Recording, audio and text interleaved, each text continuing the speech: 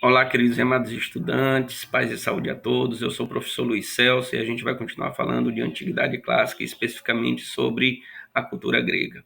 Na aula passada, nós falamos sobre as origens da Antiguidade Clássica e, mais especificamente, sobre uma importante civilização que foi a civilização cretense, que vivia na região da Grécia insular e que já vivia do intenso comércio marítimo, praticando relações comerciais com outros povos, com egípcios, com a Ásia Menor, dentre outros mais. E o que nós falamos na aula passada? Que a civilização cretense, por volta de 1200 anos antes de Cristo, acabou sendo invadida, dominada por outra civilização que vai habitar a Grécia, pelos aqueus. E os aqueus, que são conhecidos por serem povos que impuseram a sua língua, a sua religiosidade, mas que também absorveram muito das características culturais dos cretenses. Continuando nossa aula, queridos, sobre essa civilização, né, sobre os aqueus que formaram a cidade de Micenas, também chamada de civilização cretomicênica, a cidade de Micenas que ficava aí na região do Peloponeso. O que se sabe sobre os aqueus é que eles possuíam um grande domínio da arte da guerra, dentro de técnicas de combate, do uso de elmos, de capacetes, do uso da biga, que era aquela carruagem menor na arte da guerra, por isso que eles conseguiram dominar a civilização cretense. Um outro detalhe é entender que eu já estou falando de uma sociedade que possuía características culturais diversas e sociais também. Eu estou falando de uma sociedade hierarquizada, governada por reis, por uma elite guerreira, uma sociedade que vivia em grandes centros urbanos, uma sociedade que vivia amuralhada, e do lado de fora nós tínhamos a classe dos camponeses, que eram obrigados a pagar tributos aos governantes, à nobreza, e esses tributos eram pagos com os derivados da colheita. Então, parte do que eles colhiam tinham que dividir com os membros da realeza e da nobreza. Eu tinha nessa sociedade ainda a existência de escravos, principalmente escravos de guerra, porque eu tenho um contexto de conflitos na região. O que a gente fala ainda sobre essa civilização, queridos, é que eles também desenvolveram um importante sistema de escrita, conhecida como linear B. Esse tipo de escrita é considerada uma das escritas mais antigas da Grécia Antiga, que servia até como registro contábil.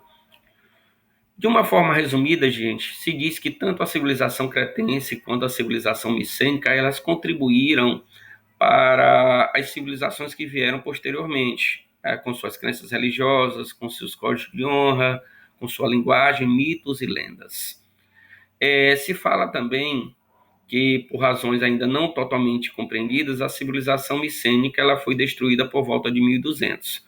Uma das explicações que se dá sobre a decadência da civilização micênica foram as invasões dos outros povos, e principalmente com as invasões dos dórios, que acabaram levando essa sociedade que era hierarquizada, que vivia em grandes centros urbanos, a migrar para o campo e começar a viver em pequenas comunidades. Essas pequenas comunidades nós vamos chamar de comunidades gentílicas, também chamadas de genos, que eram pequenas comunidades reunidas em torno de um antepassado comum, em geral um herói ou uma divindade. Se diz ainda sobre esses genos que esses genos tinham um governante, na maioria das vezes um rei, um patriarca, um pater, um pai, e ele não governava sozinho, ele governava com a ajuda de toda uma assembleia de guerreiros. Se fala nessa sociedade gentílica, gente, como eram pequenas comunidades, tudo que era produzido era dividido entre todos e que a terra era coletiva. Por isso que a gente diz que a partir das invasões eu tenho uma espécie de retrocesso social. A sociedade que antes vivia em centros urbanos vai começar a viver no campo e dividir tudo que produzia. O certo é que, com a chegada desses povos, os jônios, eólios e dórios, eu tenho um processo de migração, eu tenho um processo de conflitos entre esses povos, que representa a ideia de dominação, e até mesmo de aliança com quem já estava aqui, com quem estava chegando. E o mais interessante é que a partir da chegada de todos esses povos, eles vão formar um elo cultural entre eles, formando o que a gente chama de cultura helenística. Por isso que os gregos eram também chamados de helenos. Qual é o sentido de heleno? Heleno significa grego, significa o portador do dom da profecia. O termo vem de ele, que quer dizer raio de sol, ou também significa reluzente, ok? O outro detalhe é entender que a história da Grécia ela é marcada por uma periodização histórica, toda uma subdivisão em períodos, tradicionalmente. Quais são esses períodos, queridos? Um deles é o período pré-homérico, que é o período que nós estamos acabando de falar. Esse período, gente, pré-homérico, a palavra-chave é o povoamento da Grécia. O período em que a Grécia foi povoada por estes povos, né? Aqueus, eólios, jônios e dórios. E o segundo período que nós vamos falar, que é o período da formação das comunidades gentílicas, é o período homérico. É o período marcado e explicado em boa parte dele pelas obras literárias de Homero, Ilíada e Odisseia, que nós vamos já falar destas duas obras. Lindos, temos ainda o período arcaico, o período clássico e o período helenístico. Sobre esse período, gente, o período homérico que nós estamos falando, é neste período que se vai falar da histórica, da lendária Guerra de Troia. Será que foi mito? Será que foi realidade essa guerra? Existem os seus mitos, mas hoje, com base em estudos arqueológicos, existem vestígios hipotéticos desta guerra, de uma guerra que durou 10 anos entre gregos e troianos, queridos. Bom, vamos entender um pouco sobre essa guerra, né? Existem algumas escavações arqueológicas que foram feitas que revelam que em uma cidade da Turquia, né, havia vestígios de onde seria hipoteticamente a cidade de Troia, localizada em uma importante rota comercial entre o Mar Negro e o Mediterrâneo, seria um importante entreposto comercial, e por ser esse importante entreposto comercial que ficava na região da Ásia Menor, que fazia parte do mundo grego geograficamente, essa região foi alvo de constantes disputas, tá, constantes tentativas de dominação, e por isso se descobriu, inclusive, que nessa cidade na Turquia, ela também tinha vestígios de uma grande muralha. Galera, nessa região, além dessa imensa muralha, vamos entender que era uma cidade próspera, com rico comércio marítimo. O detalhe sobre as causas dessa guerra. Como eu disse, o período homérico se explica muito pelas obras literárias de Homero. A Ilíada, que vem de Ilion, e Ilion em grego significa Troia. A Ilíada é uma obra literária que narra a Guerra de Troia, principalmente o desfecho da Guerra de Troia.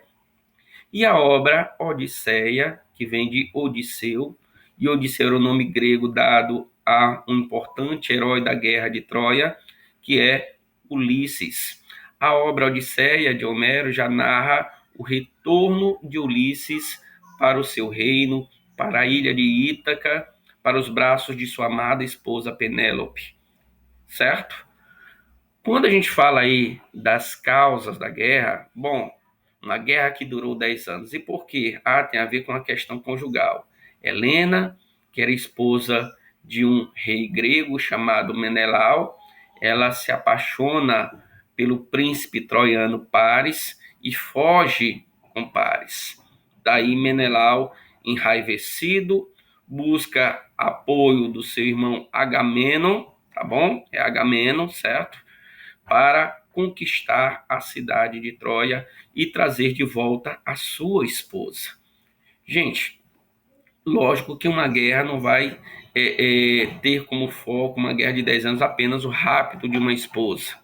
A Agamenon já tinha interesse em dominar os troianos há muito tempo. Então eu tinha todo o interesse já imperialista de Agamenon em dominar a cidade de Troia e aproveitou aí o fato da Helena ter fugido com o príncipe Paris, e buscar, né, junto com Menelau, e entrar em guerra com os troianos. Mas Troia tinha um problema, né, as suas muralhas, que eram praticamente intransponíveis.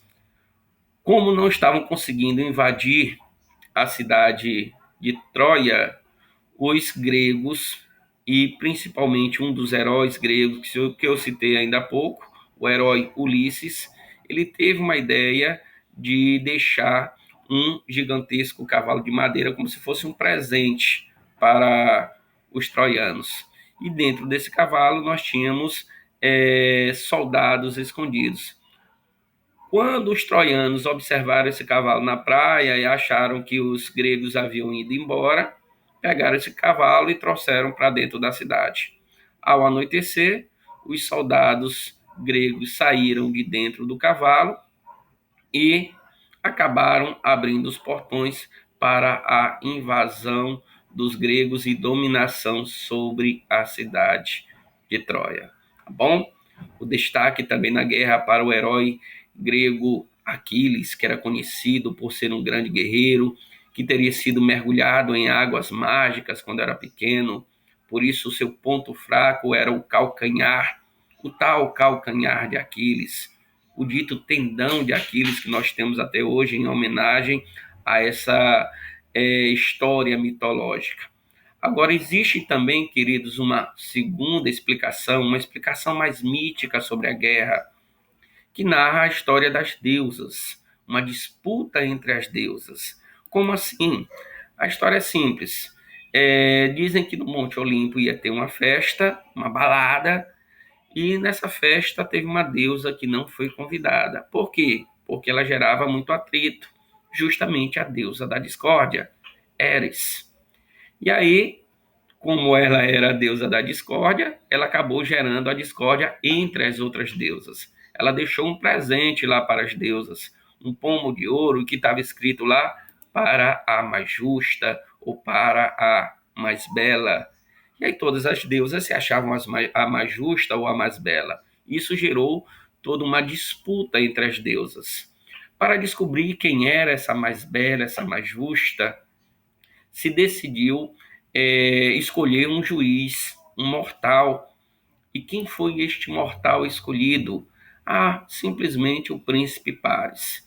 E nessa disputa, Afrodite chegou tentando persuadir o príncipe Paris para lhe escolher como a mais justa e mais bela, concedeu a ele o dom da persuasão, o dom do convencimento. E foi com este dom que ele conseguiu convencer, persuadir, ludibriar a mais bela mulher da Grécia Antiga, que foi Helena.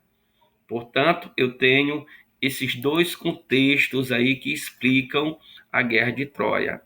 O rapto de Helena, o próprio interesse imperialista de Agamenon, mas eu tenho também a disputa entre as deusas, e aí entra a explicação mitológica para entender o mundo grego. A disputa entre as deusas e o Paris, que acabou sendo corrompido, porque ele recebeu de Afrodite o dom da persuasão e acabou ludibriando a mulher de Menelau e levando-a para Troia. Ok, queridos? Na próxima aula a gente continua falando sobre essa temática. Um abraço a todos e até a próxima.